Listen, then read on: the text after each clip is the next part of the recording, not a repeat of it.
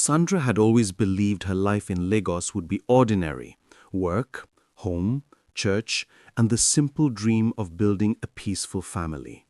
But she never imagined the kind of mystery her life would become, or that one day she would look back and realize the universe had been warning her from the very beginning.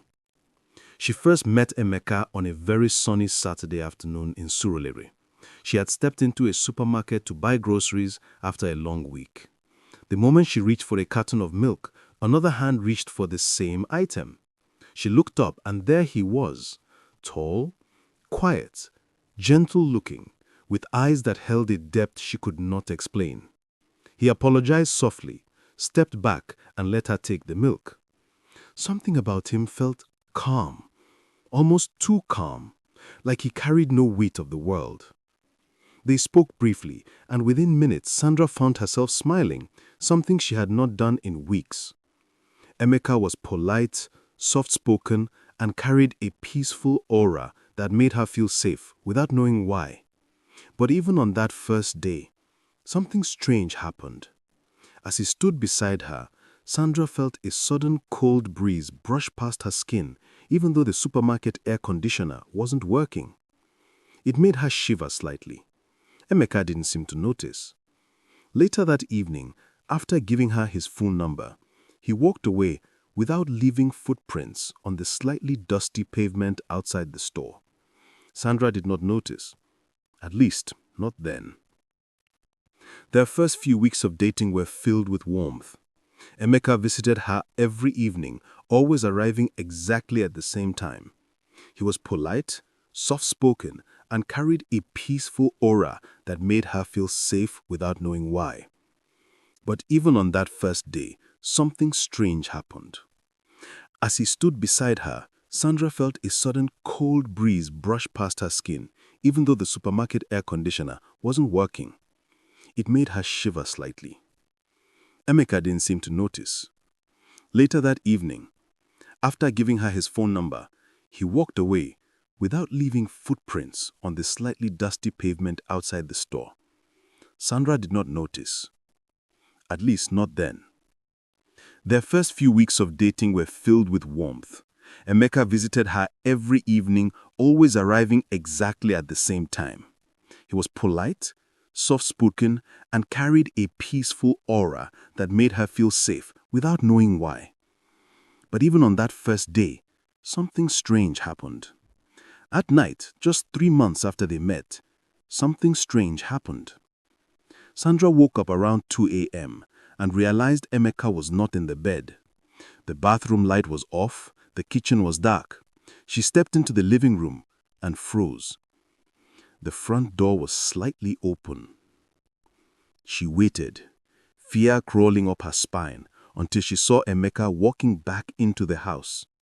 His clothes were dry, but cold mist seemed to rise faintly around him. He looked at her with expressionless eyes, then suddenly blinked as if waking up from a deep dream. "You should be sleeping," he whispered. "Where did you go?" Sandra asked with a trembling voice. "I went to clear my head." "Outside? At 2 a.m.? But he didn't answer. He simply closed the door, walked past her, and lay down on the bed. When she touched him, his skin felt unusually cold, like someone who had been standing outside in Harmattan weather.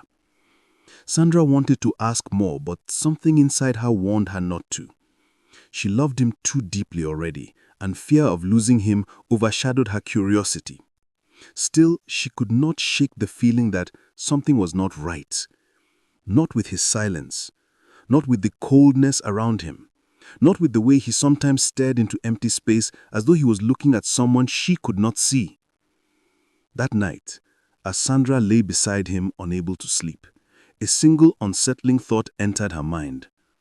Who exactly was this man she had allowed into her life? Sandra woke up the next morning feeling as if the night had left a shadow sitting quietly at the edge of her thoughts. Emeka moved around the room with his usual calmness, folding his clothes neatly, preparing for work, speaking softly like nothing unusual had happened. His eyes were gentle, steady, warm, yet Sandra could not forget how ice-cold his skin had felt just hours earlier. She tried to ask him again about where he had gone during the night, but he simply kissed her forehead and whispered, "Let us not start the day with questions." The way he said it was gentle, yet strangely final. Sandra forced a smile and let it go, though the worry stayed inside her like a quiet knot. Their relationship moved quickly. Amaka was dependable, thoughtful, and consistently caring. He never raised his voice, he never got angry, he never argued. At first, it felt like a blessing. Every woman she knew was complaining about relationship stress, but her own home was peaceful, almost too peaceful. Sometimes Sandra wondered if it was normal for a man to be so calm all the time, as if nothing in life ever disturbed him. After 6 months together, Amaka proposed. It was a simple evening at her apartment. They were eating dinner, yam and vegetable sauce, when he suddenly placed his spoon down, looked at her with soft eyes, and said, "Sandra, I want us to build a life together." Her heart fluttered. It was everything she wanted. But even in that beautiful moment, she noticed something strange. He did not kneel. He did not bring out a ring. He simply said the words, quietly, almost like someone repeating a promise made before. "Will you marry me?" Sandra accepted without hesitation. She was in love, and love sometimes blinds even the careful ones. The wedding was small, a registry wedding, with only her family and a few friends. Surprisingly, Amaka came alone. No uncles, no cousins, no siblings, no parents, no one from his side. Sandra had prepared a long guest list for his family, but when she asked him for names, he simply said, "My family lives very far. They cannot come." "Where exactly?" she asked. "I will take you there one day," he replied, the same answer he had been giving since the beginning. Sandra assured herself that maybe he had a complicated family. Many people did. After the ceremony, Amaka stood beside her, smiling faintly as the photographer asked them to pose. When the camera flashed, he blinked sharply as if the light hurt him. The photographer asked them to stay still for another shot, but Amaka excused himself, claiming the light was too bright. He refused to take any more pictures. Sandra found it odd, but she brushed it aside. Married life was peaceful. Amaka was supportive, attentive, and gentle. He worked, provided for the home, and cared deeply for Sandra. Yet his past remained completely hidden.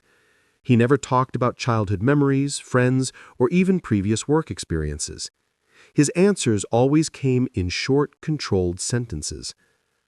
One night, while they were resting after dinner, Sandra asked again, "When will I meet your parents? You know everything about me, but I know nothing about where you come from." Amaka's face grew still. Not angry, just still like water when the wind stops blowing. His eyes softened. "You will meet them someday, but please do not push it. Some stories are not easy to tell." Sandra felt a breeze enter the room. Even though all windows were closed, she rubbed her arms. The air had suddenly become cold around him. She wanted answers, but she did not want to chase him away, so she stayed quiet, convincing herself that marriage sometimes came with mystery, and that love could wait for explanations. But as the months passed, the silence around Amaka's past grew heavier, and somewhere in Sandra's heart, a quiet fear began to grow, a fear that she had married a man she did not fully know. A man who seemed present, but sometimes felt far away. A man who was loving, but strangely distant from the world. Sandra tried to ignore it, but the unanswered questions followed her like a shadow. It was only a matter of time before they demanded to be heard. The first year of marriage passed quietly, with peace so steady that sometimes Sandra wondered if this was how life was meant to be. Amaka remained the same gentle, calm man, unshaken by stress, unbothered by work pressure, and always present whenever she needed him. If he had secrets, he hid them perfectly behind his soft smile and measured words. Sandra became pregnant 9 months after their wedding. The day she told Amaka, he held her gently, whispering, "Thank you," in a voice that carried deep emotion.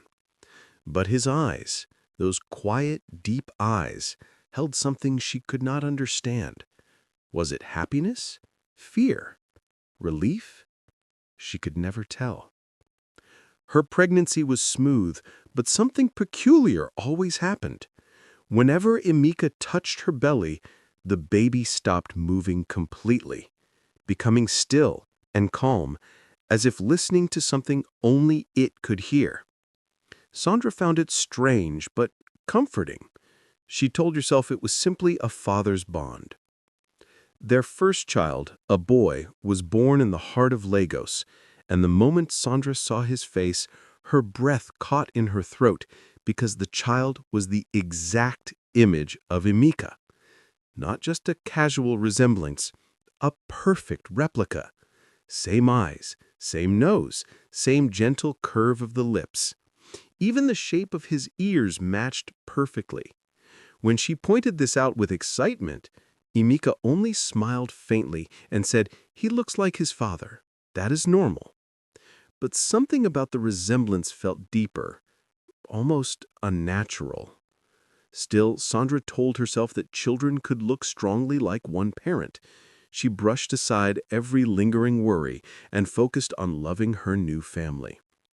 2 years later, their second child arrived, another boy, and again the resemblance was so exact that Sandra felt a strange chill inside her.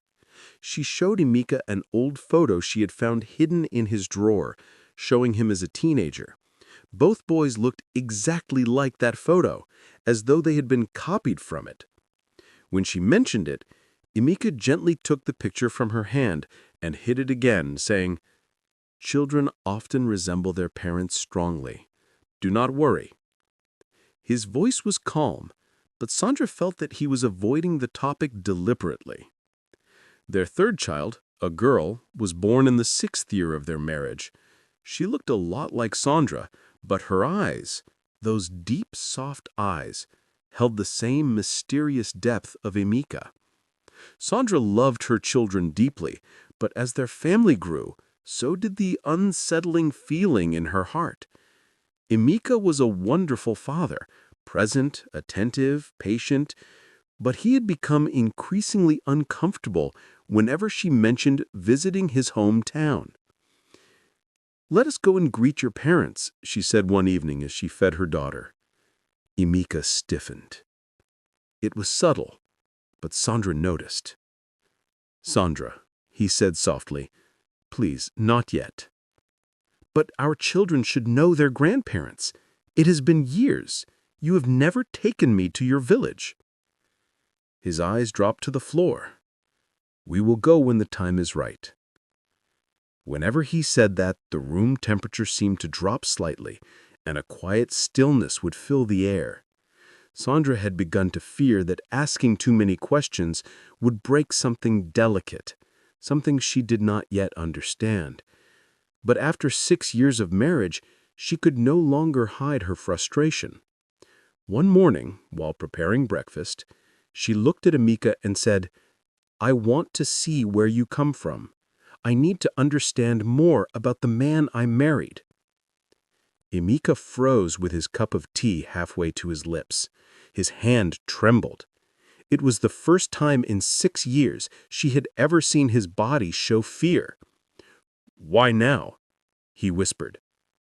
"Because I cannot raise children without knowing their family history. I need to meet your people." He stared at her for a long moment, his expression unreadable.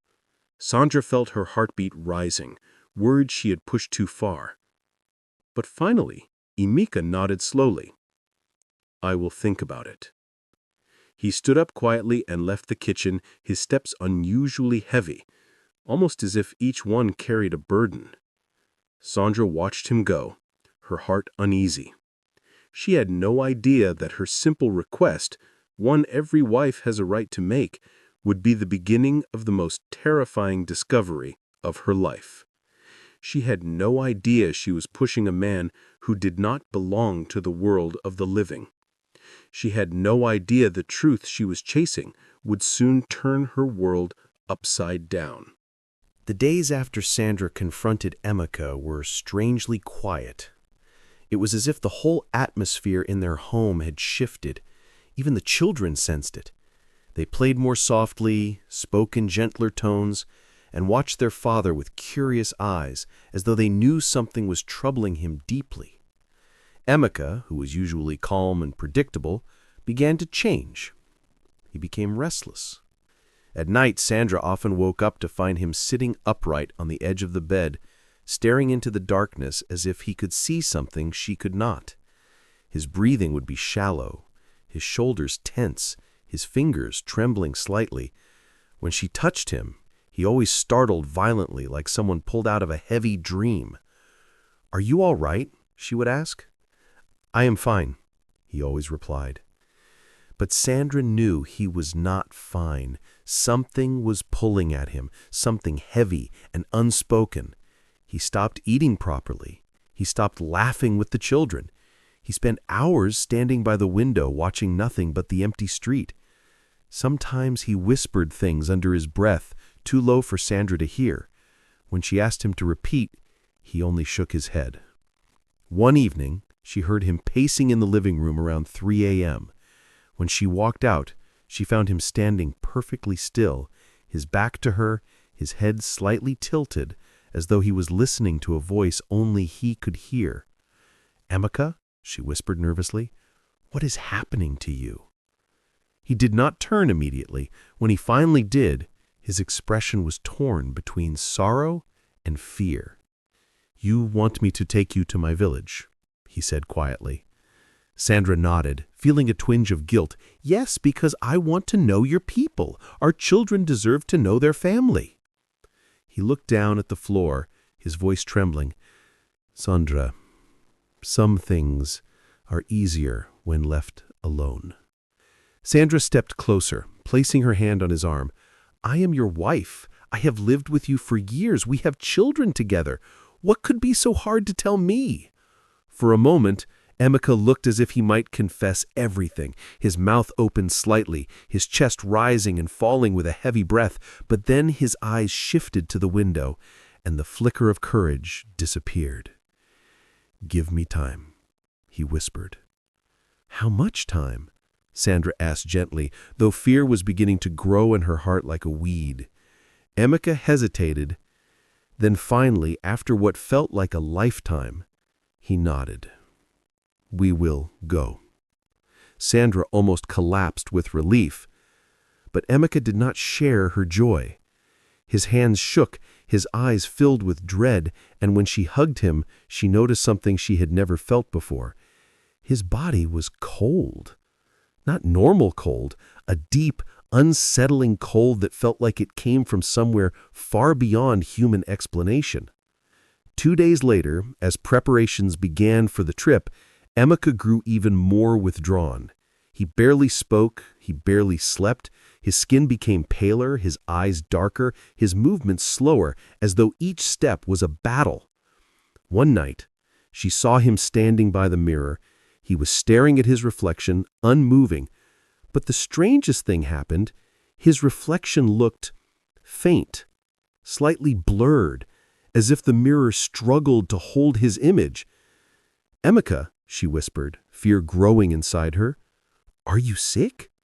He turned to her sharply, and the blurred image snapped into clarity. "I am fine," he said too quickly. "Let us go to bed." But Sandra knew something was terribly wrong. She had pushed him for years, hoping to understand his past.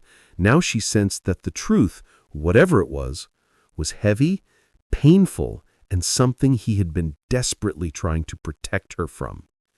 Yet she could not turn back, and Amaka could no longer run. The night before the trip, Sandra woke up to find him whispering to himself again, this time clearly trembling. "They will see me. They will know. Sandra watched silently, realization dawning slowly. Whatever he feared, whatever he was hiding, whatever truth he had buried, it was waiting for them in his village. And morning was coming fast. Morning arrived with a heavy silence that felt unnatural.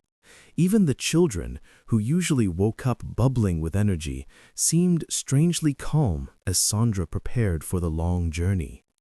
Emeka moved slowly around the house, packing only a small bag, as if he did not expect to be gone for long, or as if he expected something else entirely. His eyes kept drifting to the children. He watched them with a quiet sadness that made Sandra's heart tighten. She had never seen him look at them like that before, not with fear, not with longing, but with something deeper, a kind of farewell hidden behind a father's love. When they finally entered the car, Sandra settled the children in the back seat. Emeka sat behind the wheel, his hands gripping it tightly, his knuckles pale. He took a long breath before starting the engine, as though gathering strength for something he wished he could avoid. The journey from Lagos into the eastern part of the country was long. The roads stretched endlessly, lined with tall trees and scattered villages. Sandra watched Emeka from time to time. He never took his eyes off the road.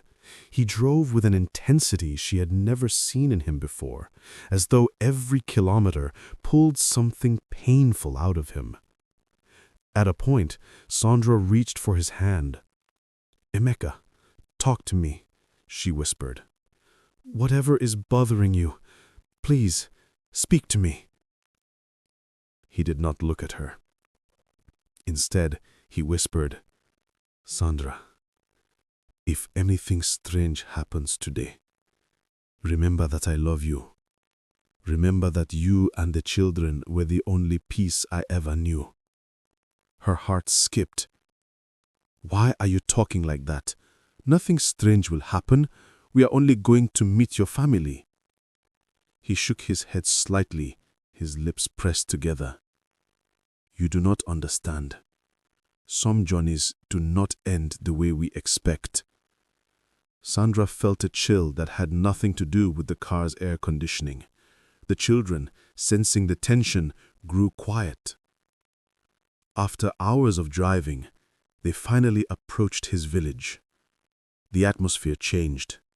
The air felt different, thicker, quieter, as if the whole environment was holding its breath. Sandra looked around. The tall palm trees and red earth path gave the area a peaceful beauty, but something about it felt heavy. When they entered the village, things grew even stranger. Some elderly villagers sitting under a mango tree stared at our car with wide eyes. One old man stood up immediately, clutching his walking stick tightly, as if he had seen a ghost. Sandra assumed they were simply curious strangers, but Emeka's jaw tightened. He drove past them quickly. As they got closer to the family compound, Sandra felt Emeka's hands shaking on the steering wheel. Sweat gathered on his forehead, even though the air in the car was cool. "Emeka, are you all right?" she asked again, sounding more frightened than she intended. He swallowed hard. "We are almost there."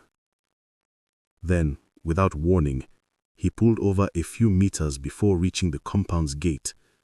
Sandra frowned. "Why are we stopping here?"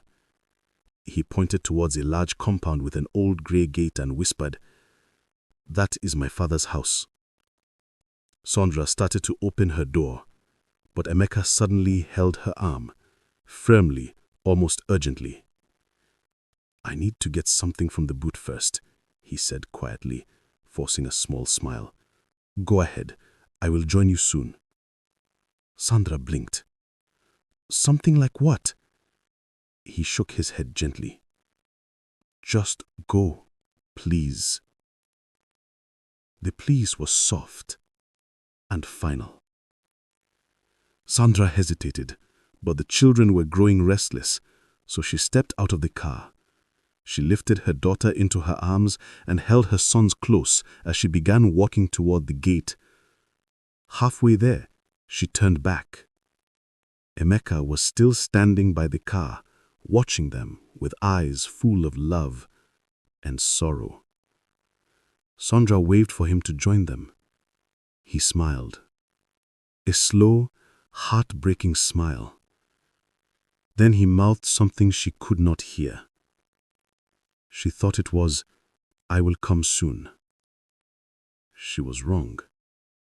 Because when she knocked on the family gate, when she introduced herself to the shocked relatives inside, when the truth slowly began to show itself, Sandra did not know that behind her, Emeka was no longer there. Not in the car, not on the road, not anywhere. He had vanished, because the journey had brought him to the boundary between two worlds, and he could not cross it. Sandra stood at the gate of the compound, knocking gently at first. Her children huddled close to her legs, their eyes drifting back toward the road where their father had been just moments earlier. The gate opened slowly, revealing an elderly woman with tired eyes and a wrapper tied firmly around her chest. The moment the woman saw Sandra and the children, her entire face froze. "Yes? Can I help you?" she asked cautiously, her voice trembling ever so slightly. Sandra smiled politely. "Good afternoon, Ma. My name is Sandra. I am looking for the family of Mr. Emeka." She paused, suddenly realizing she had never heard Emeka mention his surname more than once. The woman stiffened. "Who are you to Emeka?" Sandra took a deep breath and said proudly, "I am his wife." The old woman's hands began to shake. Behind her, two men came forward, middle-aged, strong-bodied, and looking like they had just returned from the farm. The moment Sandra mentioned Emeka, both of them stopped short, their faces draining of color. One whispered, "Did you hear her? She said she is Emeka's wife." The other shook his head slowly, staring at the children beside her. "This cannot be possible." Sandra blinked in confusion. "Please, I do not understand. I came with Emeka. He is right behind us. He just stopped at the car to pick something." The old woman covered her mouth with her hands. The two men exchanged troubled glances. "Come inside," the woman finally said. Her voice was shaky, as if her words weighed more than she could carry. Sandra followed them into the spacious compound, her children walking quietly beside her. The compound had several old houses with fading paint, a few fruit trees, and a long corridor that led to a central sitting area. Once they were inside, the elderly woman motioned for Sandra to sit. "Where did you say Emeka is?" she asked in a whisper. Sandra grew uneasy. "He should be on his way. He told me he forgot something in the car. Maybe he is—" "No," the woman said softly, shaking her head. "He is not coming." Sandra frowned. "Ma, he is coming." "He is not coming," one of the men repeated firmly, his voice sinking into a painful silence. The elderly woman wiped her eyes. Her hands trembled with fear and grief. How long have you been married to him?" she asked. "Over 6 years," Sandra said, her voice cracking with worry. "We have 3 children. Our last is a girl. Why are you asking me this?" The two men stared at the children with wide, terrified eyes. The resemblance to Emeka was unmistakable, almost supernatural. "They look like him," one whispered, "exactly like him." The elderly woman's tears fell. "My daughter? My dear, Emeka died." Sandra laughed nervously. "Please don't joke like that. We came together. He drove us here." The old woman shook her head slowly. "Emeka died in a car accident over 7 years ago." Sandra felt the entire room tilt sideways. Her breath caught. "That is not possible. We met 6 years ago. He asked me to marry him. He was alive. He still is alive." Her voice trembled violently. One of the men stood up and brought a framed picture from a shelf. It was a photograph of Amaka, wearing the same face she knew, the same smile, the same gentle eyes. But the picture was covered with black ribbon, signifying death. Sandra's heart dropped. She shook her head again and again. "No, no, this is a misunderstanding. He is outside. He is—" "Look," the woman whispered. "Go outside and see for yourself."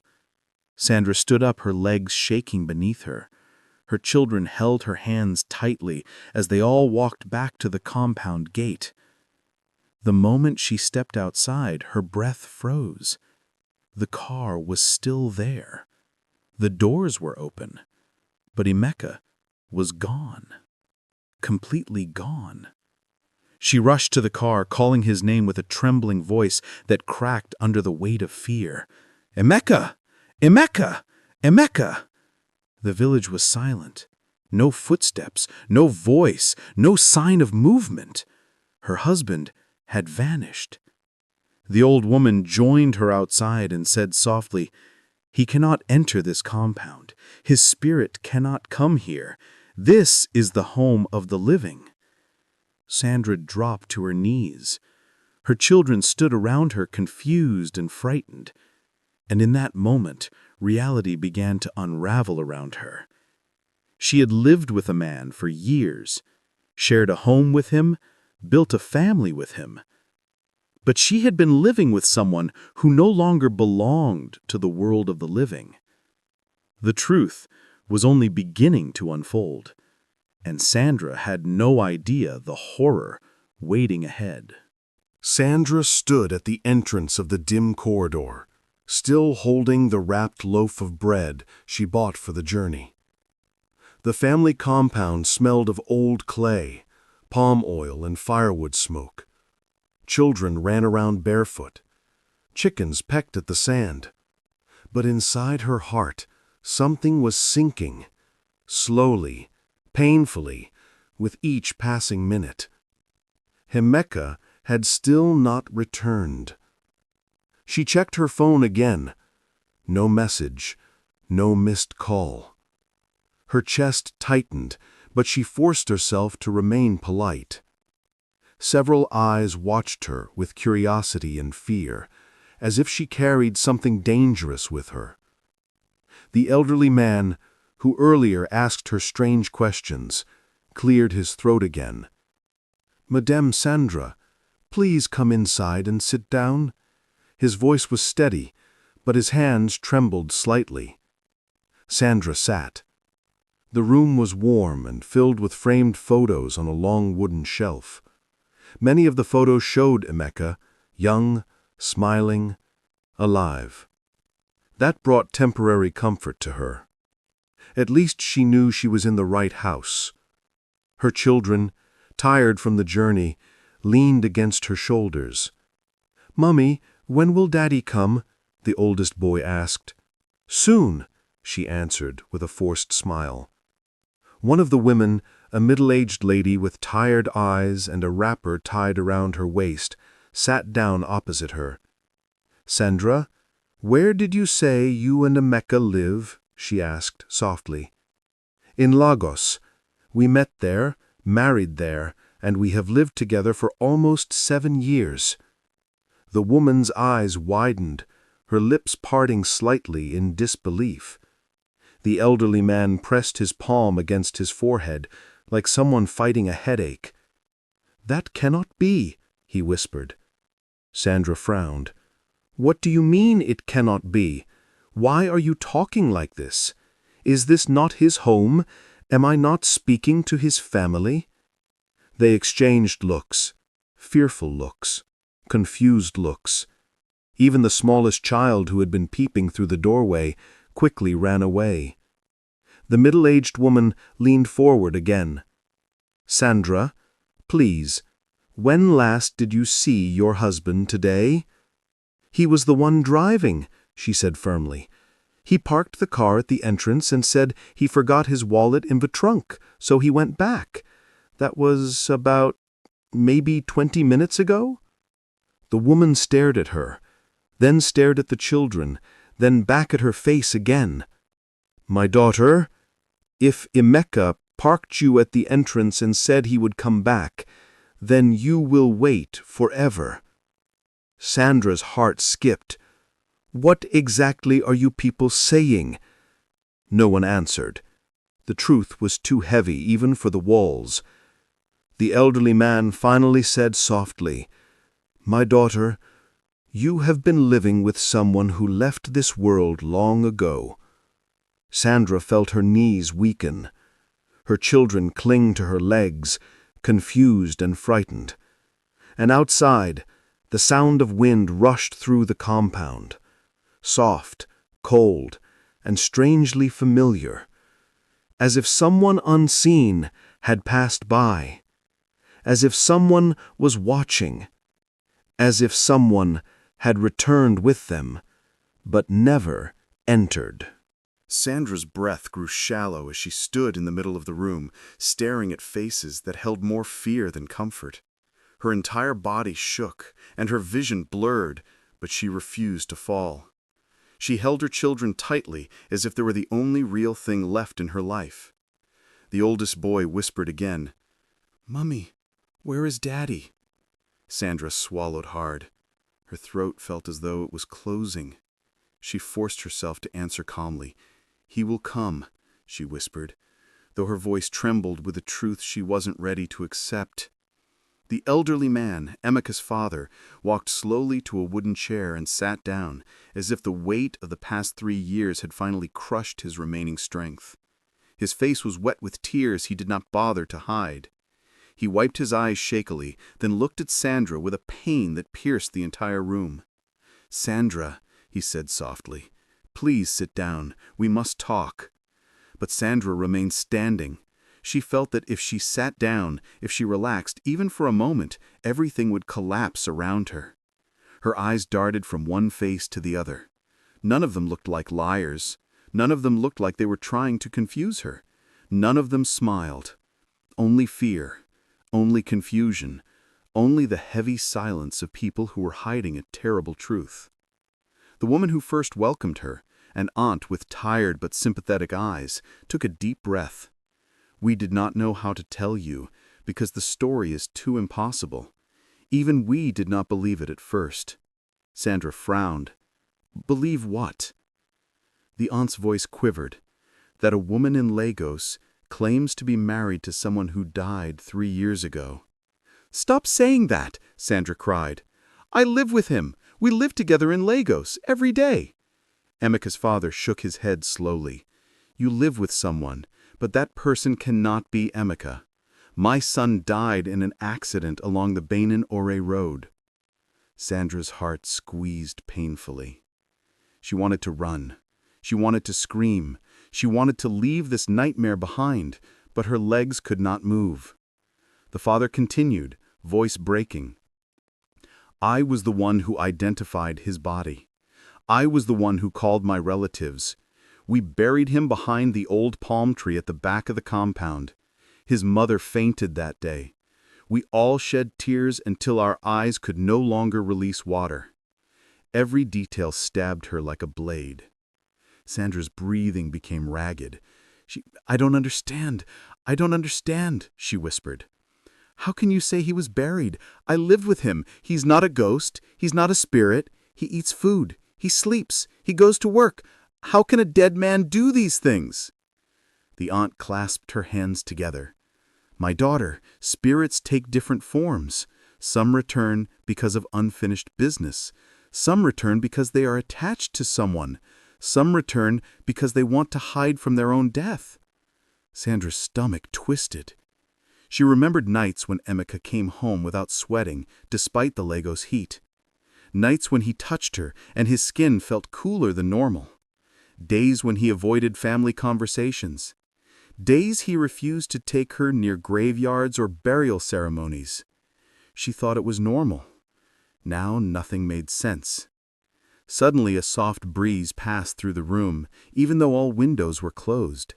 Everyone shivered. The youngest child whimpered and hid behind Sandra.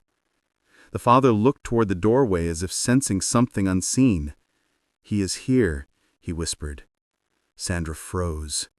Her entire body went numb. The aunt trembled. "He followed them. He brought them here, but he cannot enter." Sandra felt fear and sorrow twist violently inside her. Sandra remained on her knees, her arms wrapped around her children as though they were the last anchor between her and madness. Her mind spun helplessly, trying to piece reality together like shattered glass. The room was silent except for the soft whimpers of her youngest child and the distant clucking of chickens outside. No one dared move, no one dared speak. Everyone felt it, the cold presence that had just brushed through the room. A presence that had Emeka's warmth, Emeka's gentleness, Emeka's familiar touch, but none of his body. The aunt slowly rose and walked toward Sandra. She placed a gentle hand on her back. "My daughter," she whispered, her voice breaking, "we are not trying to hurt you, but you must understand you have crossed into something bigger than any ordinary human story." Sandra lifted her face. Tears streamed down her cheeks, fresh and hot, burning like acid. "I loved him," she whispered. "I love him. How can a dead man love me back? How can a dead man father my children? How can a dead man hold me every night?" The father swallowed hard. His hands shook as he clasped them together. "There are mysteries we do not speak of out loud. Sometimes the dead walk among us when the boundary refuses to close. Your husband, maybe he came back because he could not rest." She shook her head violently. "No, he wasn't unhappy. He wasn't lost. He wasn't wandering.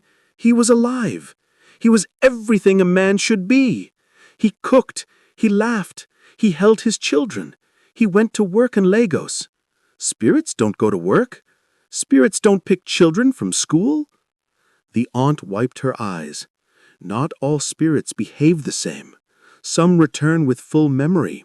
Some return with full strength. Some return as though nothing changed." Sandra stared at her in disbelief. The father continued painfully.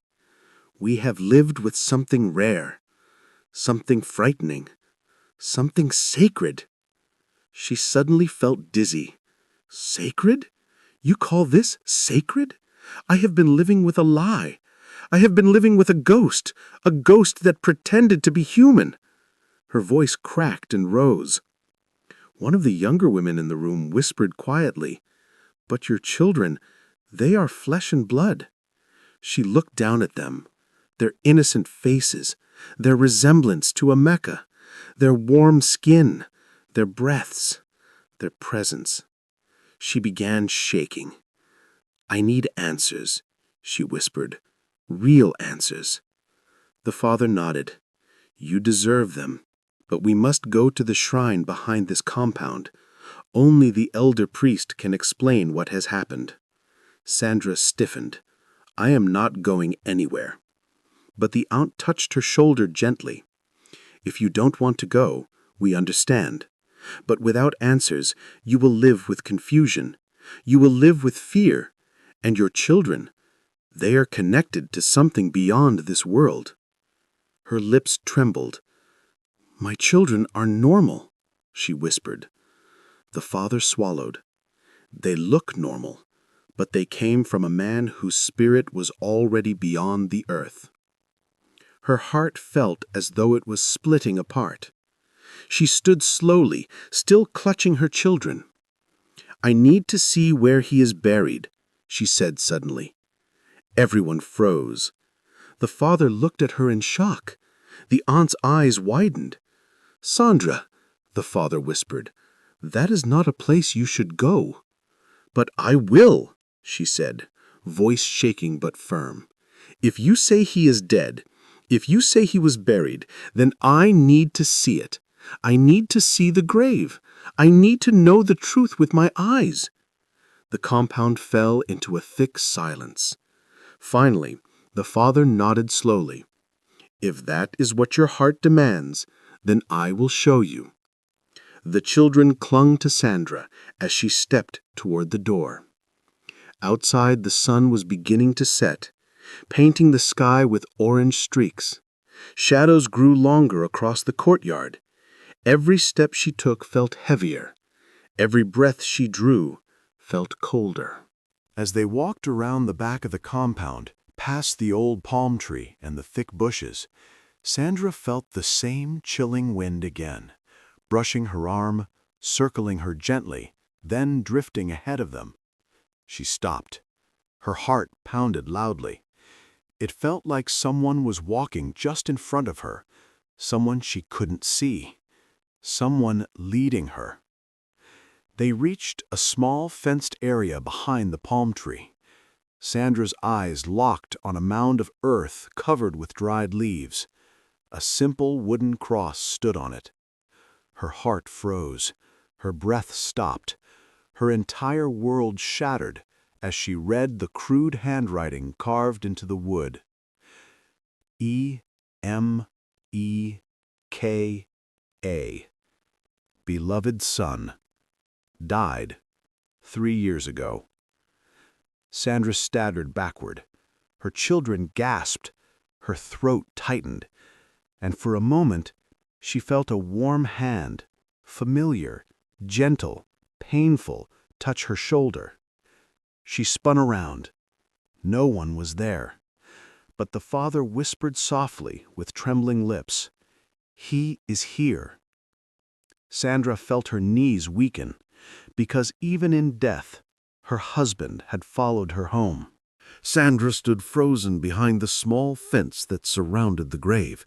Her children clung to her sides, their little hands gripping her clothing tightly. The earth beneath the wooden cross seemed ordinary at first glance, yet the air around it felt alive, thick, cold, and heavy, as if the soil itself carried the weight of a hidden presence. Her heart pounded violently, her mind raced. How could this be? She had lived with him, loved him, raised children with him, cooked for him, laughed with him, slept beside him every night for years, and yet here he lay beneath the earth? How could the man she touched daily, the man who laughed with her in Lagos, be the same one who had died 3 years ago?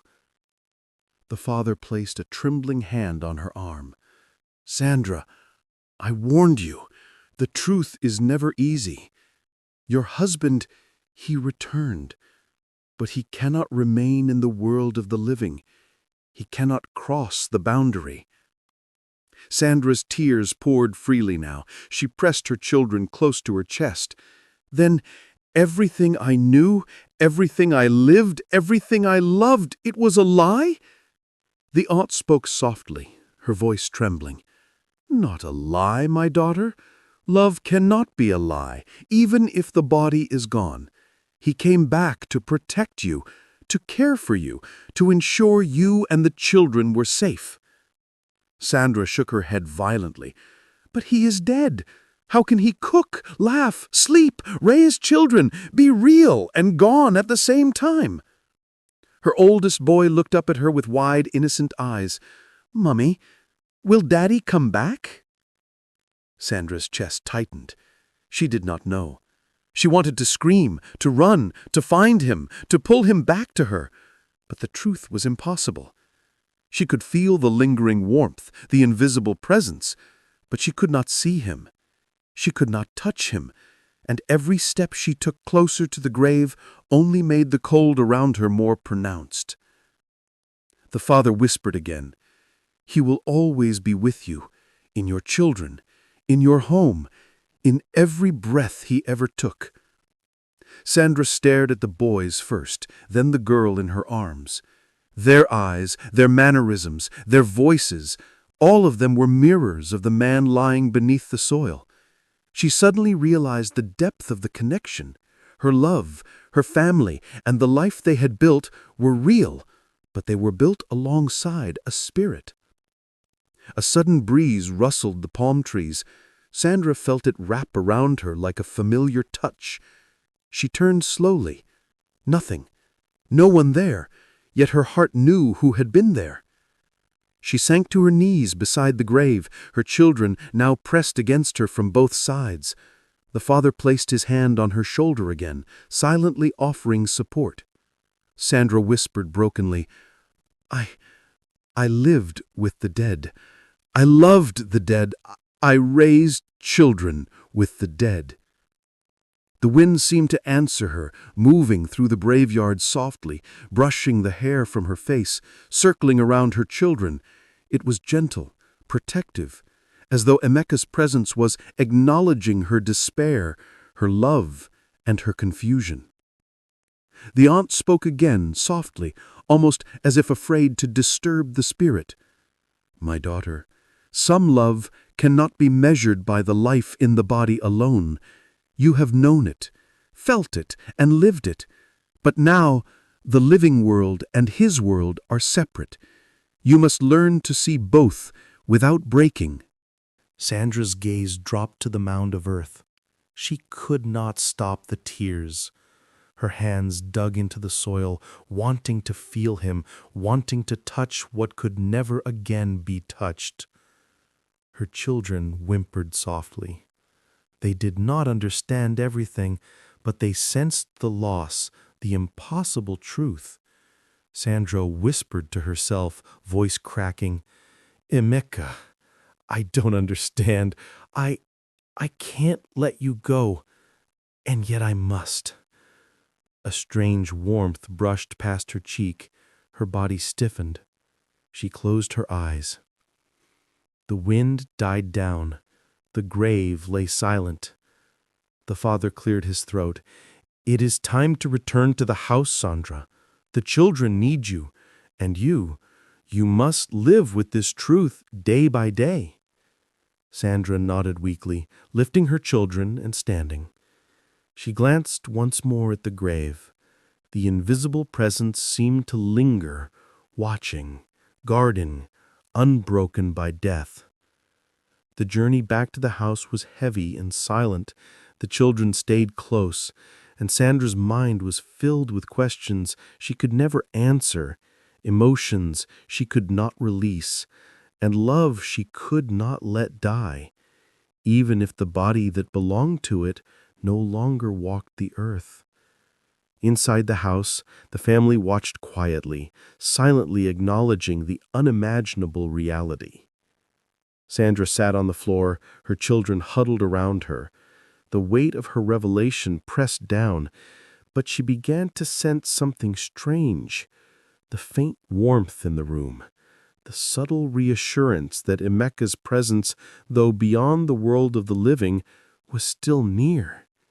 She whispered to herself, I will never understand, but I will live. I will protect our children, and I will remember you, Emeka, always. And somewhere in the wind, a faint whisper seemed to answer, always. The story remains wide open, unresolved, with Sandra now forced to live with the impossible truth of raising children and loving a man who belonged to the dead. The days that followed were strange, heavy, and surreal. Sandra returned to Lagos with her children, but the memory of the village and the grave haunted her constantly. Every corner of her house seemed to echo with Emeka's presence, the soft hum of his footsteps in the morning, the faint warmth of his hand on the kitchen counter, the invisible weight of someone watching her from the living room when she slept. Her children noticed it too.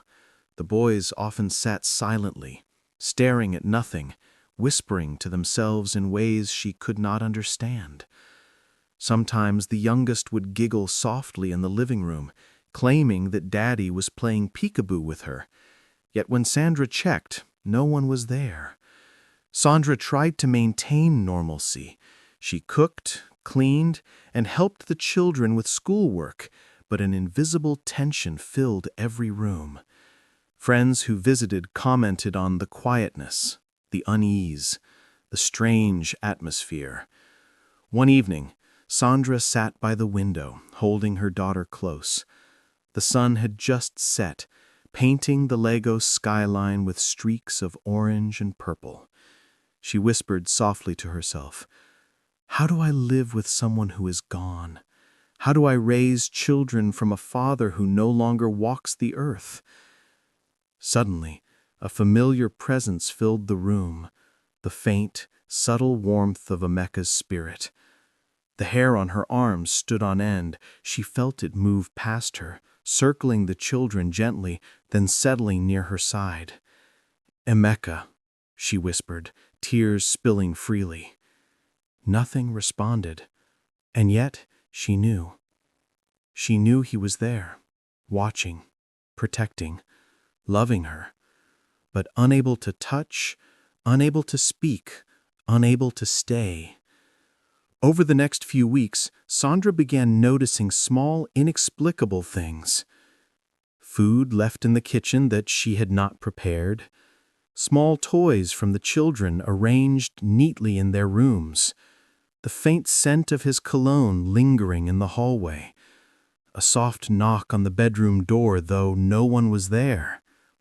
She began to understand the invisible rules of living with a spirit. Amaka could not return fully, could not join her in the normal world, but he could influence things subtly, guide, protect, remind her of his love. One evening, Sandra was helping her oldest son with homework when she noticed him staring at the ceiling, whispering something quietly. "Who are you talking to?" she asked. He paused, looking at her with wide, serious eyes.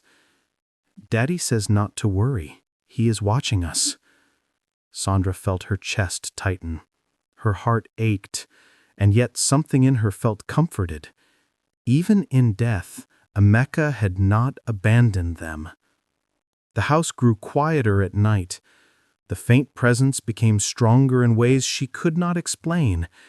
Sometimes she would wake to find objects moved slightly, as though someone had been tidying the home in the darkness. Other times, the soft laughter of her children would echo, as if someone else was in the room. Sandra began keeping a journal, writing down every strange occurrence, every subtle sign. She realized that her life had changed forever. She could no longer live as she had before. Emeka's presence, though invisible, shaped everything. The weight of the truth that she had lived with a man who was no longer alive, pressed heavily on her. She had love, she had children, she had memories, but she also had an impossible reality to navigate, living alongside someone who had crossed the boundary between life and death. One night, she sat in the dark, the children asleep, and whispered to the empty room, "Emeka, I don't understand any of this. I don't understand why you returned, why you stayed, or why you can't come fully. But I love you, and I will do my best for our children and for you." A soft breeze drifted through the window, brushing her hair against her cheek. The faintest whisper seemed to echo in the room. "Always." Sandra closed her eyes, feeling both grief and comfort, both fear and love. She realized that life had changed permanently. Her family, her love, and her existence were intertwined with the impossible. And outside, the wind carried a presence she could never fully see, but always feel. The story is far from over. Sandra's journey of living with the dead, raising her children, and uncovering the mysteries of Emeka's return had only begun. Days turned into weeks, and the strange rhythm of Sandra's life settled into a pattern she neither wanted nor could escape. Every morning she woke to a house that felt both familiar and haunted. Emeka's presence lingered in the smallest things, a faint scent in the hallway, the creak of the stairs when no one was on them, toys arranged neatly without explanation. Her children adapted quickly, The boys would sometimes whisper to an empty chair at the dining table, and the youngest would giggle while playing alone, claiming Daddy was helping her. Sandra would watch them silently, her heart heavy with both sorrow and an odd comfort. She could not deny that, even in death, Amaka's love was evident, but she could not stop asking herself, how had she lived with him for years, raised children with him, cooking for him, loving him every day? It sounded impossible, even to her. One afternoon, Sandra received a call from her sister, Ada. She had not spoken to her for weeks and had been avoiding most of her friends. But something in Ada's voice shook her. "Sandra, I saw a news article today," Ada said hesitantly. "It's about Amaka. There was a memorial service. They say he died 3 years ago.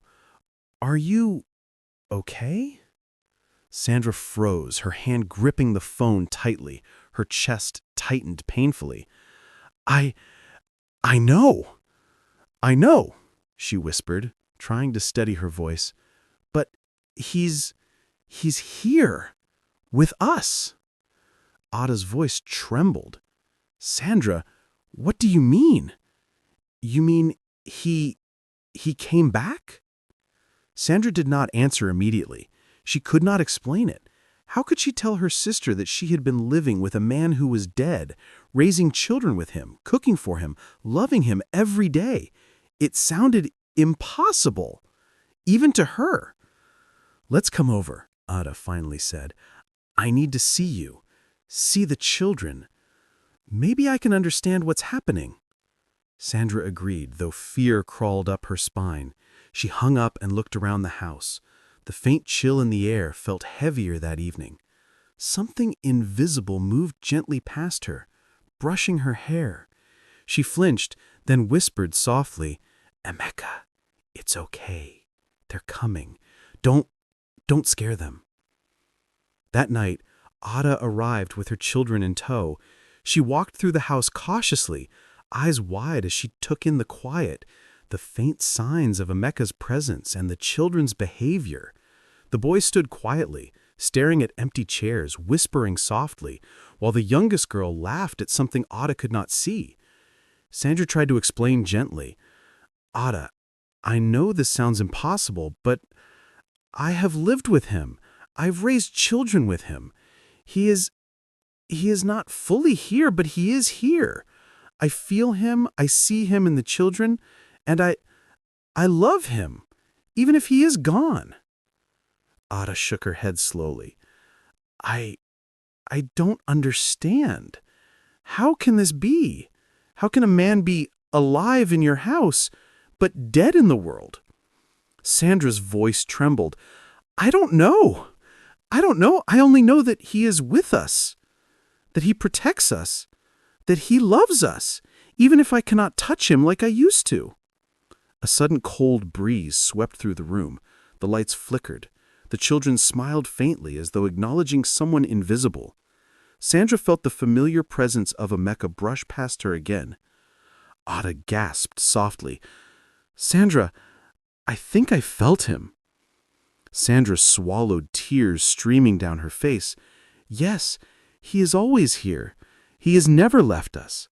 For the first time, Sandra realized the full weight of her reality. She was living with the impossible. Her love, her children, and her life were intertwined with someone who no longer belonged to the world of the living, but who would never truly leave her. That night, as the house grew quiet and the children slept, Sandra whispered into the darkness, "I don't know how to live like this, but I will. I will raise our children. I will love you, Amaka, even in death." And in the faintest corner of the room, a subtle warmth brushed her cheek, soft, familiar, and unbearably sad. Somewhere beyond the visible, Amaka was still watching. The days grew longer, but the nights became heavier. Sandra began noticing subtle patterns in Amika's presence. It was always there, never violent, never frightening, but persistent. Plates she had left on the counter would sometimes be slightly moved. The children's toys were rearranged in neat order every morning, as though someone invisible was tidying the house. One afternoon, while the children played outside in the small garden, Sandra sat alone in the living room. The sunlight fell in stripes across the wooden floor. She had begun keeping a journal, noting every unexplained occurrence, every touch, every whisper of the presence she could feel but not see.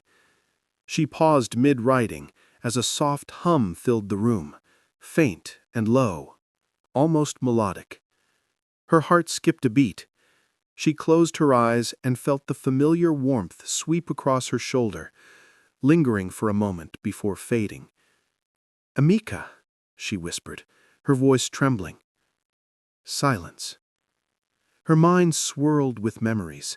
The mornings he would make coffee, the nights he would stroke her hair, the afternoons when he would read with the children. She realized how deeply he had been embedded in her life. And now, even without a body, that life continued, different, impossible, yet undeniable. The children returned from the garden, carrying flowers they had picked. The boys glanced toward the empty chair near the window and smiled faintly. "Daddy says hello," the eldest said quietly. Sandra froze. The words were soft, almost casual, but they carried the weight of truth. She felt the presence behind her, watching, approving, protective. She knelt down to hug her children. "Yes, hello, Daddy," she whispered. That night, Sandra lay awake, the children asleep beside her. The faint chill and subtle warmth she had come to recognize swirled around her like a living thing. She reached out her hand, instinctively, toward where Amaka would have been. "Amaka, I don't know how to live like this, how to love you like this, how to raise our children without you fully here. But I will try, I promise," she whispered. A soft rustle echoed through the room, the familiar, almost imperceptible presence that had followed her from the village to Lagos. It lingered near her side, brushing her hair. She shivered, not from fear, but from a strange combination of longing and grief. Over the following week, Sandra began noticing other signs. A chair slightly turned, a blanket folded neatly, a small handprint appearing on a dusty window pane, never more than a subtle reminder of his presence. The children spoke quietly to empty spaces, laughing softly, calling for their father when they needed comfort. Sandra realized she was living with a paradox. Amaka was gone, but he was everywhere. Dead, yet alive. Invisible, yet tangible in ways she could not explain. Her life had become a delicate balance between normalcy and the impossible. Each day a reminder that the man she loved had crossed the boundary between worlds, but had not abandoned her or their children. One evening she prepared dinner quietly. The children were finishing homework. A gentle, familiar pressure brushed her shoulder, as if guiding her hands. The rice she was stirring seemed fluffier, the spices just right. She smiled through tears. "You're here," she whispered softly. "I feel you." A faint breeze passed through the kitchen, carrying a subtle warmth and a whisper she could not hear, but understood perfectly. Sandra realized something she had not before. Life with Amaka would never be ordinary. It would never be predictable. But it would be life. A strange, impossible, haunted, beautiful life. And as she served dinner to the children, she knew, deep in her bones, that the presence of the dead could change the way the living loved, endured, and survived. Her journey had only begun. The next morning, Sandra woke to the usual silence of her Lagos apartment, but something felt different. A faint warmth lingered in the air, wrapping around her like a familiar hug. She froze for a moment, sensing that presence, subtle, comforting, yet impossibly sad. The children were already awake, whispering softly to one another in the living room. Sandra listened carefully. Their conversation was hushed, as if they feared she might not understand.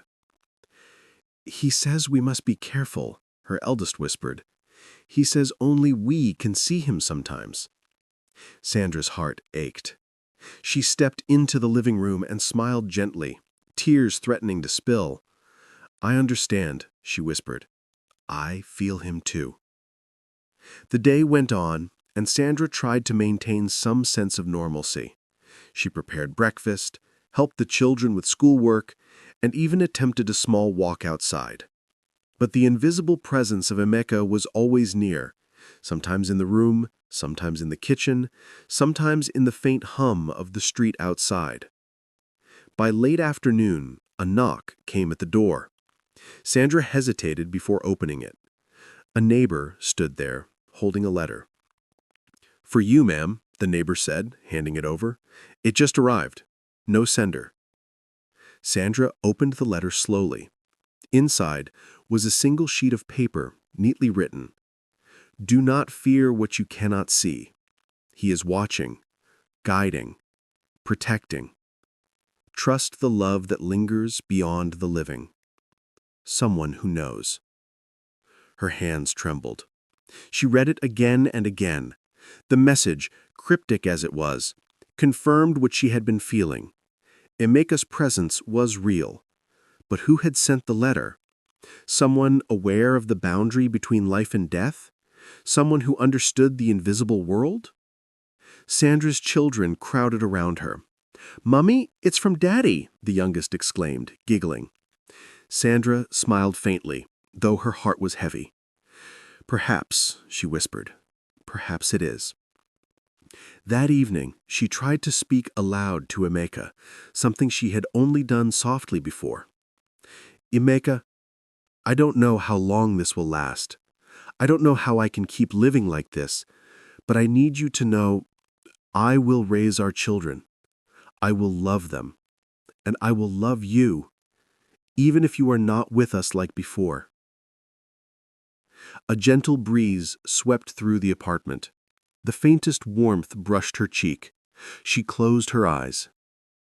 The children were asleep when Sandra finally lay down, but the apartment did not feel empty. A subtle, almost imperceptible pressure seemed to linger near the bed, a hand on the edge of her shoulder, a presence that soothed and reminded her that Amaka had not truly left. That night, for the first time, Sandra realized the full truth of what she was living. Love can transcend life itself, but it comes with an impossible weight.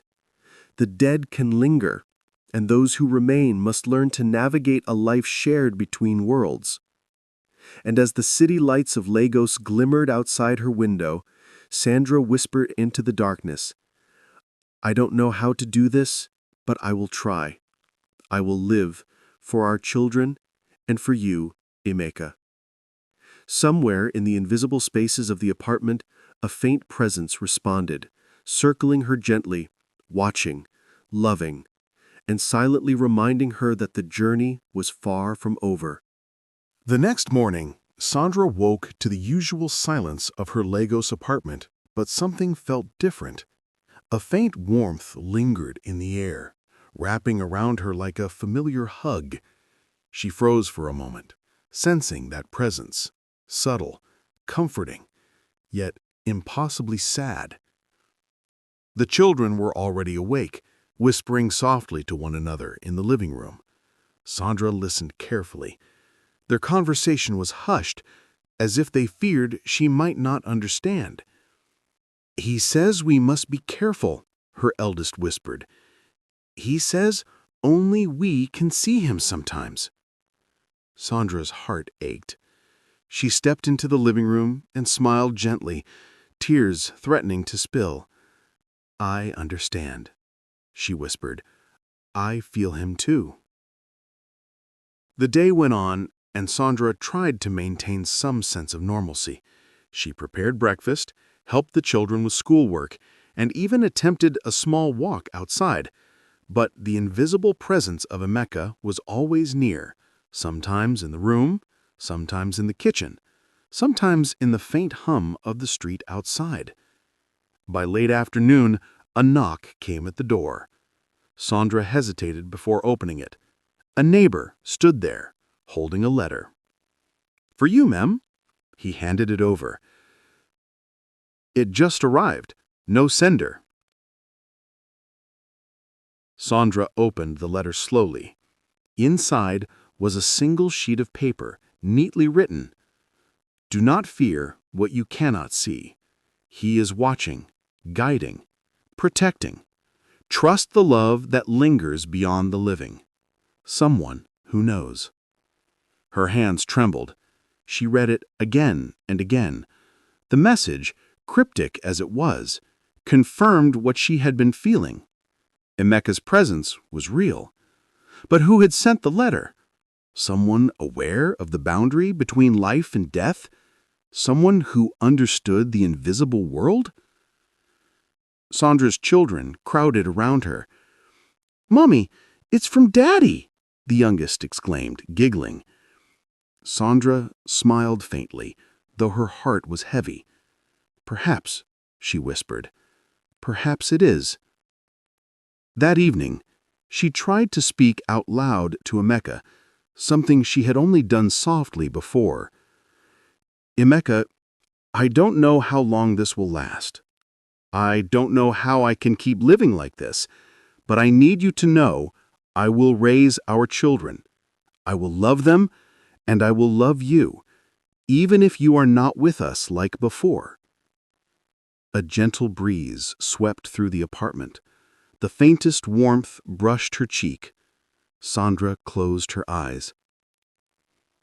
The children were asleep when Sandra finally lay down, but the apartment did not feel empty. A subtle, almost imperceptible pressure seemed to linger near the bed, a hand on the edge of her shoulder, a presence that soothed and reminded her that Emeka had not truly left. That night, for the first time, Sandra realized the full truth of what she was living. Love can transcend life itself, but it comes with an impossible weight. The dead can linger, and those who remain must learn to navigate a life shared between worlds. And as the city lights of Lagos glimmered outside her window, Sandra whispered into the darkness, "I don't know how to do this, but I will try. I will live for our children and for you, Amaka." Somewhere in the invisible spaces of the apartment, a faint presence responded, circling her gently, watching, loving, and silently reminding her that the journey was far from over. The following morning, Sandra awoke to a faint tapping at the window. She rubbed her eyes, thinking it was a branch swaying in the Lagos wind. But when she looked closer, there was no tree near the window. The tapping continued, soft but deliberate, like someone trying to get her attention without startling her. Sandra's chest tightened. She had grown used to the subtle ways Emeka made his presence known, but this was different, intentional, urgent. She walked slowly to the window and opened it. The city street below was quiet, children playing at a distance, neighbors going about their day. No one stood there. Yet Sandra felt him, Amaka, a presence so close it felt as if he was leaning over her shoulder. She closed the window and turned slowly, the hairs on her arms standing on end. "What is it, Amaka?" A soft breeze swirled around the room. Papers fluttered slightly on the table. A small toy car rolled across the floor toward her eldest son's chair. The children watched quietly, eyes wide, as if expecting him to appear.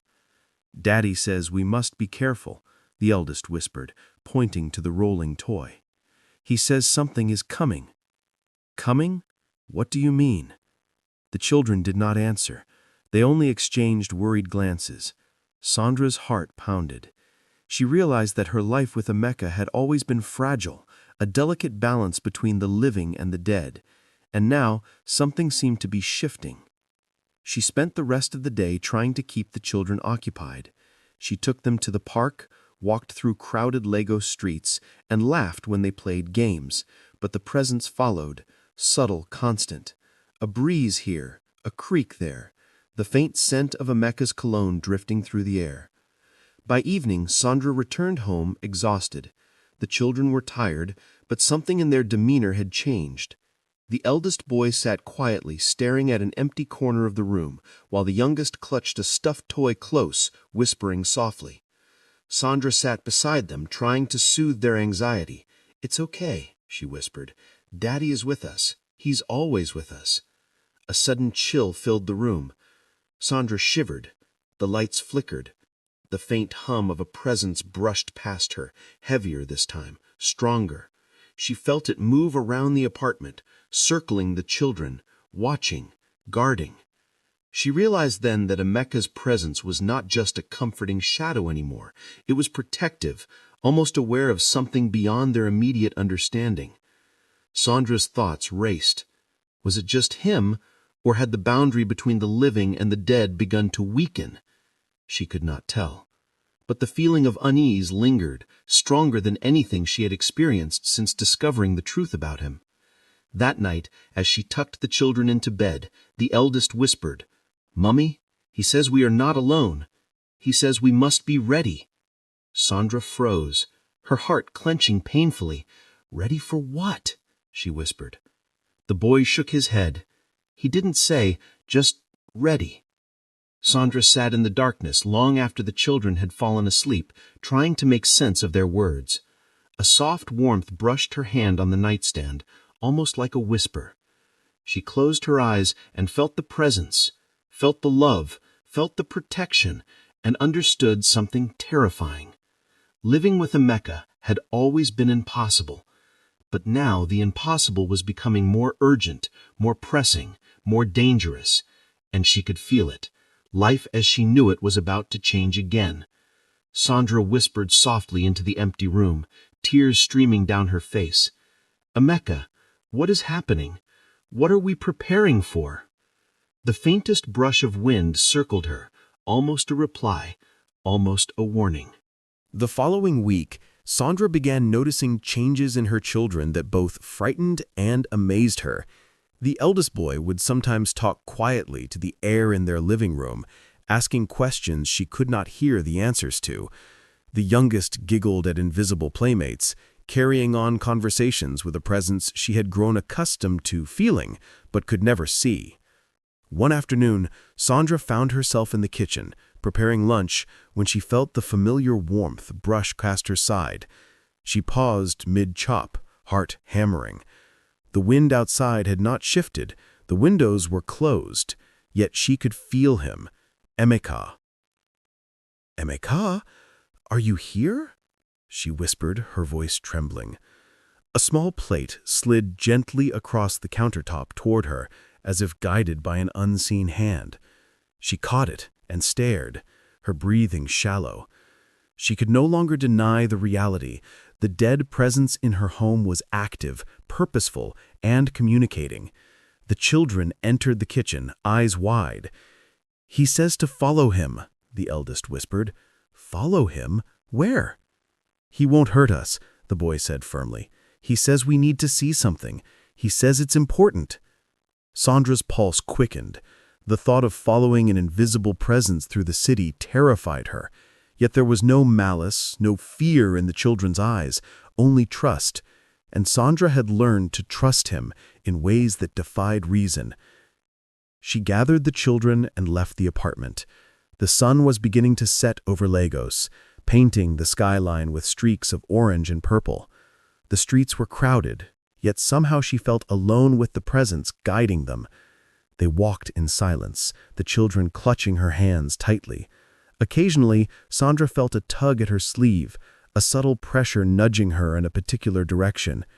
The journey took them through narrow streets she had never noticed, alleys filled with roasted corn and fried snacks, and finally to an abandoned lot near the outskirts of the city. Sandra's breath caught. The lot was empty except for a single tree, twisted and old. Beneath it lay a shallow depression in the earth, covered partially with leaves. She instinctively knelt beside it. The children watched silently, their eyes reflecting a mixture of fear and wonder. "He says we must be careful," the eldest whispered again. "He says something is buried here, something we must know about." Sandra's hands trembled as she brushed away the leaves. The earth beneath was soft, freshly turned in some places, as though someone, or something, had been here recently. A faint warmth radiated from the soil, the unmistakable presence of Amaka hovering near her side. Her mind raced. What could it be? Another secret from his life? A hidden connection to the world of the living? Or a message from beyond the grave? Suddenly, a soft breeze swept through the lot, rustling the leaves and circling the children. She felt it brush her hair, familiar and comforting, yet filled with warning. She shivered. "We need to open it," the eldest whispered, voice barely audible. Sandra hesitated. Fear and instinct warred with her need for truth. She knew she was living on the edge of something she could not fully understand, something that bridged life and death, reality and the impossible. With trembling hands, she began to uncover whatever lay beneath the soil. Each layer revealed signs of care, of protection, of someone deliberately leaving something for her to find. The children watched silently, eyes wide, hearts pounding. The presence of Amaka was unmistakable. He was guiding them, protecting them, yet remaining just beyond reach.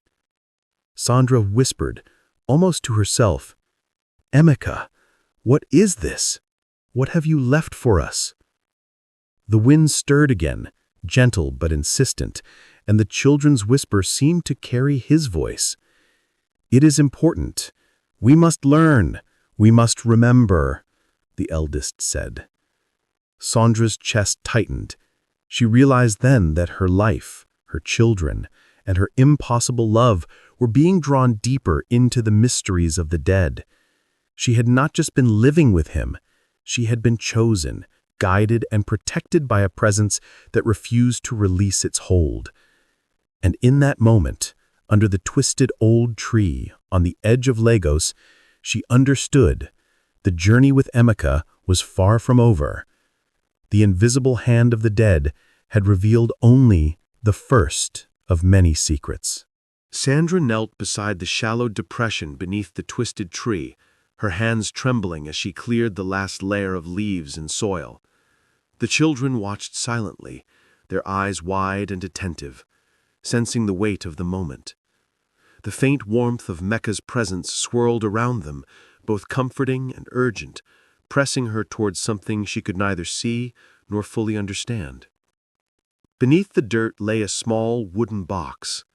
Its edges were worn smooth, and it carried the faint scent of earth and something familiar, something she could only describe as Ameka's presence. She picked it up carefully, brushing her fingers over the carvings that etched faint patterns into the wood. The box was locked with a simple clasp, but it gave way easily under her touch.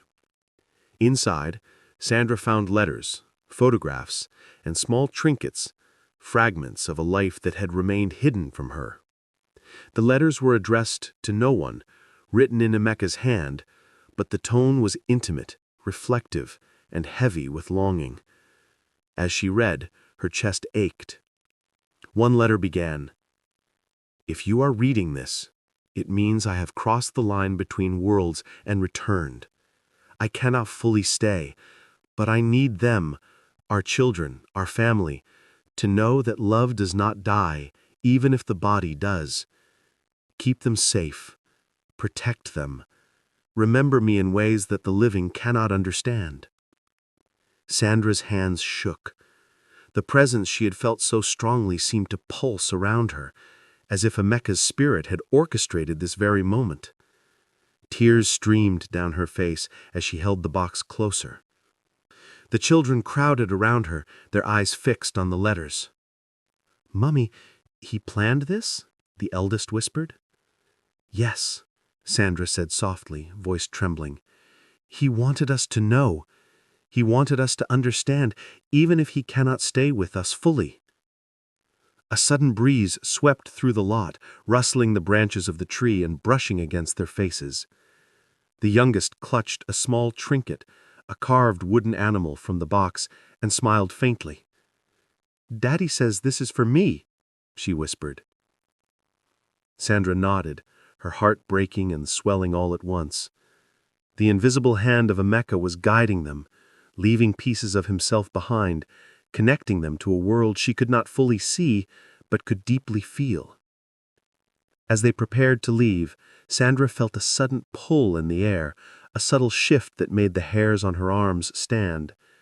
She paused, looking around the empty lot, and sensed the presence moving closer, closer than ever before. "Amaka?" she whispered, voice barely audible. A faint warmth pressed against her cheek, almost like a kiss. It lingered for a heartbeat, before receding, leaving Sandra with the weight of a truth she could not fully grasp. The journey back to the apartment was silent, the children clinging to her hands. Sandra felt the faint hum of Ameka's presence trailing behind them, protective, guiding, yet unreachable. She realized that their lives had been irrevocably changed, not just by love or loss, but by something beyond life itself. Once inside, she placed the letters and trinkets carefully on the table, as if creating a shrine. The children explored the contents quietly, whispering to each other, laughing softly at the small items that Amaka had left behind. Sandra sat back, her eyes heavy with tears, but her heart was strangely lightened. For the first time, she understood a fragile truth. Living with the dead did not mean despair alone. It meant guidance, protection, love, and a connection to something beyond the ordinary. But it also meant vigilance, courage, and acceptance of an impossible reality. Sandra whispered into the stillness of the apartment, "I will keep them safe. I will raise them. I will love you, Amaka. Always." A soft rustle in the corner, a faint brush of wind, and a presence she could never see fully, but could always feel, answered silently, "Always." And somewhere deep in Lagos, Sandra realized that this journey, this life with the dead, had only just begun. The next few days were restless. Sandra could feel Ameka's presence more strongly than ever. It was no longer subtle. The faint warmth and gentle nudges had grown into something almost tangible. Objects in the apartment moved slightly when she wasn't looking. Doors that had been closed appeared ajar. The children often spoke aloud to someone invisible, giving instructions or warnings that made Sandra uneasy. One evening, as the sun dipped behind Lagos skyline, Sandra was preparing dinner when a loud knock echoed through the apartment. Her heart skipped a beat. No one ever visited at this hour. She opened the door cautiously. No one was there. The hallway outside was empty. She stepped outside to check the stairs and the landing, but the corridor remained still and silent. When she returned inside, the apartment felt colder. A sudden draft passed her, and the smell of Ameka's familiar cologne filled the air. Sandra's pulse raced. "Amaka?" she whispered, voice trembling. A soft pressure brushed her hand, as if he were guiding her toward the living room. She followed instinctively, her children trailing behind. There on the floor lay one of the letters from the wooden box, opened and turned toward her. But this one was different. The handwriting was unmistakable, Ameka's own. "Be careful. They are watching. Not all who cross the boundary wish you well. Protect the children. Trust only what you can feel and know." Sandra's breath caught. Her heart pounded in her chest. Who could be watching, and why now? The eldest boy whispered softly, "He says, the dead are not always friendly. Some want to harm, not help. We must be careful, Mummy." Sandri knelt to hold his hand, fear and love intertwining in her chest. "I understand," she whispered. "I will protect you. I will protect all of you." That night, the apartment felt alive. The subtle movements, the whispers, the presence of Amaka, they were all heightened, almost urgent. Sandra lay awake, listening to the soft sounds of her children breathing, feeling the invisible warmth of Amaka circling her and them, and sensing that something larger, more dangerous, was approaching. Hours later, she was jolted awake by a loud crash in the kitchen. She ran in, heart racing. A cupboard door had swung open violently, and dishes lay shattered on the floor. The children sat huddled in the corner, frightened, but unharmed. Sandra's pulse hammered as she sensed a presence that was not Amaka. The warmth she had grown used to was now accompanied by a cold, malevolent weight. Something in the apartment did not belong. She knelt beside her children, clutching them tightly. "Amaka, protect us, please," she whispered. A gentle warmth circled them, almost tangible, pressing against her side, reassuring her. And for a moment, she felt the faintest pressure on her shoulder, like a promise he was watching, guarding, and guiding. But the warning in his letter had been clear. Someone, or something, was near, and it did not wish them well. Sandra realized then that living with the dead was no longer simply about love and memory. It was about survival, protection, and understanding that the boundary between life and death could bring danger as well as comfort. That night, as Legos slept outside, Sandra whispered into the darkness, "I don't know what is coming, but I will not let anything harm my children. Not you, Amaka. Not anyone." A faint, reassuring warmth brushed her hand, and she felt the silent promise that Ameka's presence, though beyond the living world, would never leave her side. The days that followed were tense and strange. Sandra sensed the apartment was no longer entirely hers. The subtle disturbances, cold drafts, objects moving on their own, whispers in empty rooms had intensified. Even the children seemed more aware, more cautious, speaking quietly to someone unseen, following invisible instructions that made Sandra both fearful and awed. One evening, as dusk settled over Lagos, Sandra was preparing dinner while the children played nearby. The faint warmth of Emeka's presence lingered, but it was accompanied by something else, a shadow, cold and heavy, slipping through corners of the apartment. Sandra froze, knives in her hand, eyes scanning the room. "Something is here," she whispered to herself. Her eldest son approached her cautiously, eyes wide.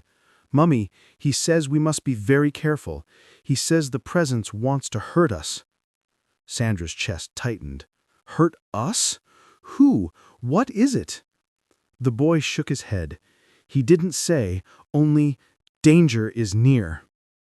The youngest clung to her, whispering softly, "Daddy, help us."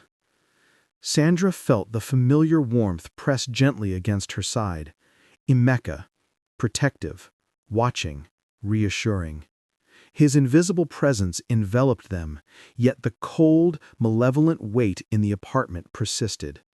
A reminder that not all who crossed the boundary between life and death were friendly. Hours later, Sandra and the children were startled by a loud crash. A vase shattered in the hallway, falling to the floor as if thrown. The children screamed, and Sandra ran to them, her hands trembling, heart racing. She felt the cold weight more strongly now, pressing down, searching for fear. "Stay close to me," Sandra whispered, her voice trembling. She drew the children into a tight embrace. "Emeka, protect us, please."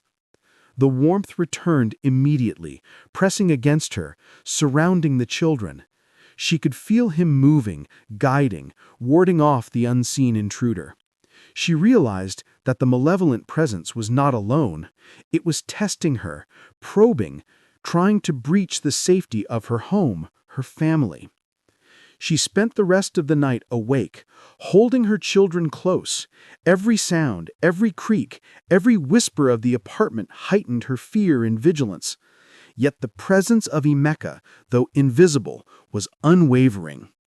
She felt him guiding her, teaching her to sense what could not be seen, preparing her to protect her children in ways she had never imagined.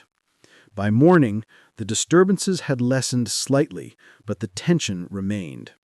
Sandra knew the invisible intruder had not left entirely. It was still watching, still seeking a way in. She sat at the kitchen table, her hands clutching the wooden box Emeka had left. Letters, trinkets, and photographs reminded her of his love, his guidance, and the impossible reality she now faced. The eldest boy approached her, his eyes serious beyond his age. "Mummy, he says we must be ready. He says the danger is coming closer. We must stay together. We must trust him." Sandra nodded, tears streaming down her face. "I understand," she whispered. "We will stay together. I will protect you, and I will trust him." The apartment was quiet now, but Sandra knew the silence was fragile. The unseen presence still lingered, testing her resolve, her courage, her ability to live with the dead while protecting the living. As she tucked her children into bed, she whispered softly, "Emeka, I don't know what's coming, but I will not let anything harm them. I will not let anything harm us." The familiar warmth brushed her cheek gently, almost like a kiss, almost like a promise. And for the first time, Sandra realized the full weight of her impossible reality. Love with the dead was not just about memory, longing, or comfort. It was about courage, protection, and survival. Somewhere beyond the visible, Emeka was still watching, still guiding, still guarding. The following days in Lagos became tense, almost unbearable. Sandra could feel the malevolent presence growing stronger, more deliberate, more intrusive. The apartment that had once been her sanctuary now felt like a battleground between life and death, warmth and cold, love and fear. Every corner of the rooms carried a subtle warning, shadows that lingered too long, whispers that brushed past her ears, objects slightly moved, as if someone invisible had walked through them. The children were more alert than ever. The eldest boy would stand by the window, whispering questions into the air and listening intently for invisible answers. The youngest clutched her trinkets from the wooden box, speaking softly to someone unseen. Sandra realized her children had begun interacting with the spirit world in ways she had not expected, following Emeka's guidance even as danger loomed closer. One evening, as the sun sank behind the city skyline, casting long shadows across the apartment, Sandra prepared dinner while keeping a careful eye on the children. The faint warmth of Emeka's presence hovered near her, reassuring, protective, guiding, and yet she could feel the cold, oppressive weight of the malevolent presence growing stronger, almost daring them to let their guard down. Suddenly, a loud crash echoed through the apartment. A chair toppled over in the living room. The children screamed, and Sandra's heart pounded. She rushed in to find the room empty of intruders, but the air was thick with tension. She felt the cold presence circling, probing, searching for fear. "Stay together," she whispered, gathering the children into her arms. "Emeka, protect us, please." The warmth returned immediately, pressing against her, surrounding the children, a silent shield against the unseen threat. Sandra realized that the malevolent presence had been testing them all along, measuring their strength, courage, and trust in Emeka's guidance. After the crash, the apartment grew quiet again, but Sandra sensed that the danger was not gone. It had only been delayed, observing, waiting for the next opportunity. She understood now that living with the dead was far more complex than she had imagined. Love alone was not enough. It required vigilance, awareness, and the courage to face forces beyond the natural world. That night, Sandra sat by the window, the children asleep, and whispered softly into the darkness. "Amaka, I don't know how much longer we can withstand this. I don't know what is coming next, but I will not let anything harm our children. I will not let anything harm us." A subtle warmth brushed her cheek, almost a kiss, almost a promise. She felt his presence enveloping her, steadying her, giving her strength. It was a reminder that though the dead could not fully return to the living world, their love and guidance could persist, powerful and protective even against malevolent forces. Sandra leaned back in her chair, her eyes fixed on the darkened city outside. She realized that her life had become an impossible balance between the living and the dead, the known and the unseen, love and fear. And yet, she understood that this was only the beginning. The unseen threat, the lessons from Amaka, and the connection between the children and the spirit world would continue to shape their lives in ways she could not yet comprehend. And somewhere, in the quiet corners of the apartment, a presence lingered, circling, watching, guiding, protecting, reminding her that the journey of living with the dead was far from over.